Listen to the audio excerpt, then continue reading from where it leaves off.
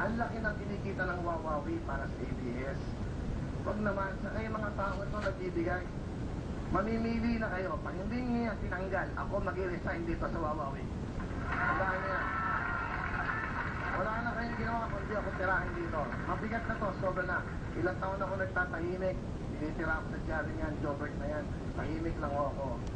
Pero tandaan niyo to, pag hindi niya tinanggal, ako mag-resign dito. Para mo sa tao ito, para sa mga batang special, sa mga 75% ng grades, ipaglalaban ko yung mga batang yan. Tandaan niyo. I'm sorry. Sobra na to. Lahat ko dito. Sana naman, lumabas ka. Yung mga batang may bukol doon, yung mga may klase, salubungin mo araw-araw. Jobert, yun ang ginagawa ko. Tinutulungan ko yung mga yun para malaman mo. Sobra na, huwag mong idadama yung programang ito dahil itong programang ito ang may-ari mga Pilipino, hindi sa ito. Okay? Pasensya na ho kayo. Hindi ko na matiis eh. Pasensya na kayo mga nanay.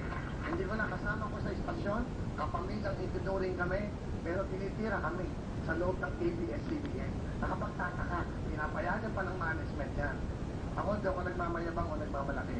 Alam niyo, sabi mayabang ako, hambog ako. Totoong tao ako, kaya tingnan po ang pinapakita ko sa inyo.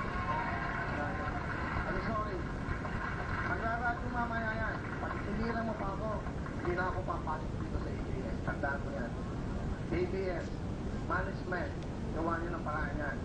Alagaan niyo ang mga talent nyo dahil kami nagpo-post dito ng pagod lahat. Huwag niyo naman kami dito sa sarili namin tahanan, tinitira kami.